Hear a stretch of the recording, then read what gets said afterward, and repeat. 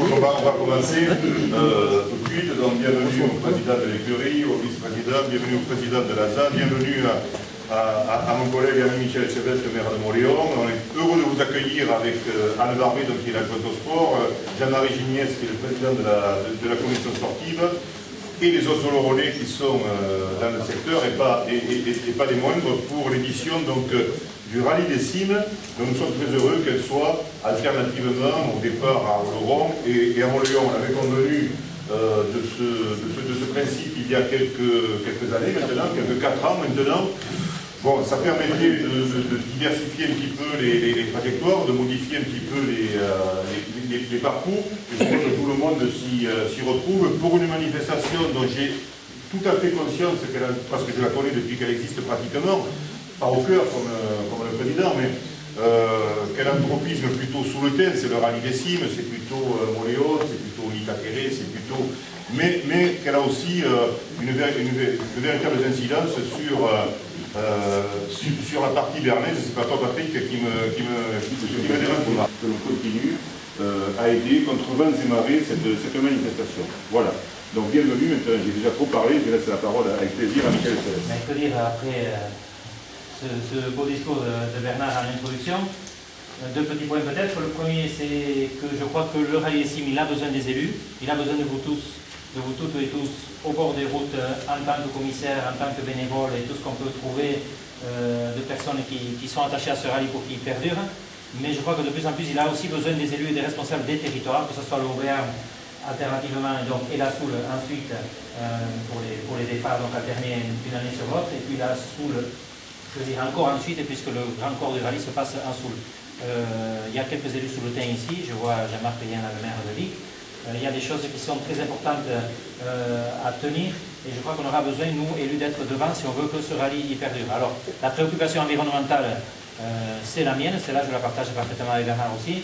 Être économe, c'est quelque chose que moi j'essaye, ça fait 2-3 ans que je parle, quand c'est qu'on fera un petit challenge électrique, ou quand c'est qu'on verra enfin un véhicule électrique, j'espère que le jour on arrivera à ça, parce qu'il y a des chances que dans 5, 6 ans, 8 ans, on n'ait plus que des véhicules électriques. Ça va peut-être changer la face du rallye, il y aura un peu moins de bruit, mais on trouvera sûrement de la performance un peu différente, de l'attrait technique, les techniciens sur les durs se retrouveront parce qu'on explore des champs nouveaux.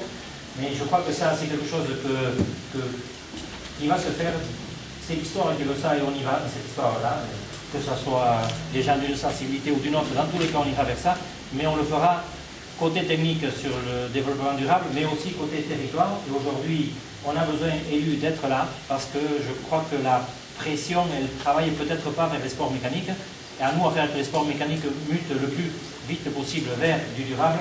Et on aura, je pense, alors un peu moins de difficultés pour faire que ces rallyes, et ce rallye précisément, durent. Avec Philippe sur l'organisation de ce rallye, parce que le rallye, pour certains, c'est 2 ou 3 jours en souple, mais pour eux et pour nous, c'est beaucoup de travail, beaucoup de papier, beaucoup de choses à voir, des choses à prévoir. Alors, je ne vous cache pas que la partie naturelle de mine embête largement Rémi Philippe, mais en plus de ça, il le sait, il y a la partie sécuritaire, avec ce qui s'est passé notamment ces derniers temps en rallye.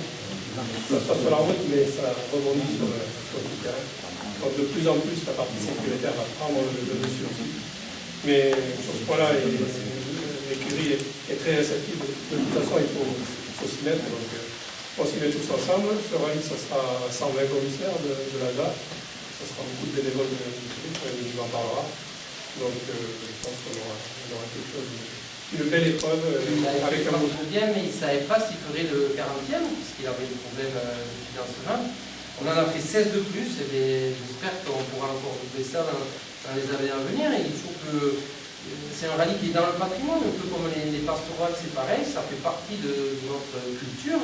Et le jour où il n'y aura plus Philippe Pérez, Philippe Bouzon, même dans quelques années, mais il faut que quelqu'un prenne le flambeau, qu'on arrive à former les gens qui continuent ça. Et j'espère que, même s'il n'y a plus les maires aussi, je pense que dans quelques années, ils auront mérité une bonne retraite, il faut qu'il y ait d'autres maires, il faut qu'il y ait cette continuité au niveau des passionnés, au niveau au niveau des passionnés, mais aussi des élus, vu tout ce que ça amène sur ce territoire, et tout le monde est concerné.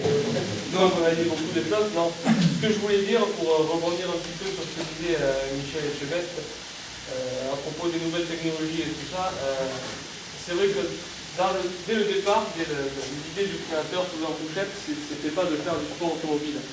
Il s'est servi d'un véhicule pour désenclaver la vallée, et au bout d'un moment il s'est dit bon ben il faut qu'on fasse un coup médiatique, il faut qu'on fasse quelque chose. C'est pour ça qu'il a créé le Rallye des Cimes. C'est-à-dire qu'en fait il y avait un double message. Le message sportif était presque anecdotique. Ce qu'il voulait, c'était dire les gars, les journalistes et les télés, venez ici, on est là, on existe, venez nous voir, venez nous aider à vivre chez nous un peu mieux. Et voilà, je crois que ce message, quels que soient les présidents qui se sont succédés au sein de l'écurie des Cimes ou de la ZAD Bernier, tous les présidents ont préservé cette vision et ont voulu dire bon, mais il y a la compétition, c'est une chose, mais il y a aussi les à côté. Et on a tout le temps, tout au long de l'histoire du Rallye des Cimes, on s'est acharné à promouvoir la Soule, le Béarn, quand le rallye a été de Laurent, il a été à Pau, il a été à Saint-Jean-Pied-de-Port, il y a eu du partenariat à Saint-Jean-Pied-de-Port avec Cambo, avec Raca en Espagne. Donc il y a tout le temps eu cette volonté d'échange entre les vallées, entre les gens. Et c'est peut-être pour ça aussi qu'au niveau des élus, au niveau des gens dans le pays, il y a un certain attachement à nous. Je crois que Michel Chebet, il y a quelques années, quand on s'était rencontrés, on disait que ce serait bien que vous alliez vers les nouvelles énergies, les véhicules électriques, etc. Ça fait 3-4 ans que l'on a commencé à mettre des véhicules électriques sur le Rallye des Cimes. Il y en a sur le plateau des Rapides. Cette année, vous les trouverez autour du fronton de Moléon.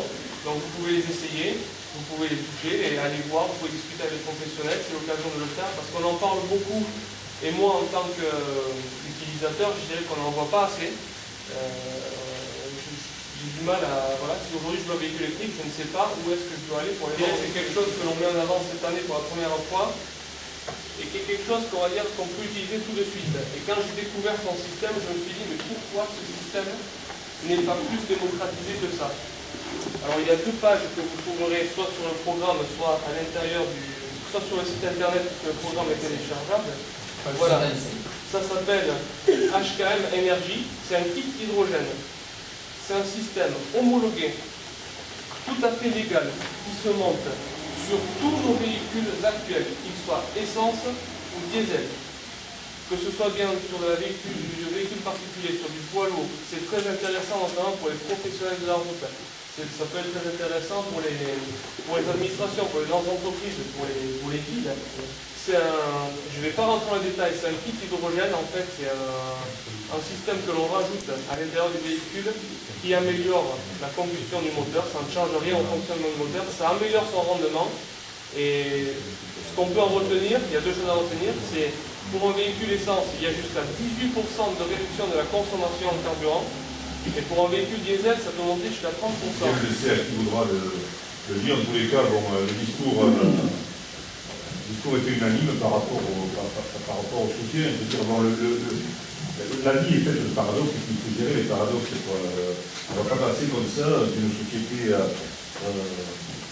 consommatrice à une société complètement vertueuse, tout simplement parce qu'on n'a pas les moyens. L'essentiel, c'est jour après jour, marche après marche, en écrasant motte après motte, d'aller vers une manifestation qui, comme le souhaite Michel, allie à la fois ces nouvelles technologies qui sont économes, voilà, qui nous permettront de présenter les bilans carbone un petit peu plus élogieux, et tout en respectant la tradition initiée par Sauveur Boucher, qui pèse dans cette partie aussi de l'environnement, que de maintenir la passion sur un territoire. Reculez.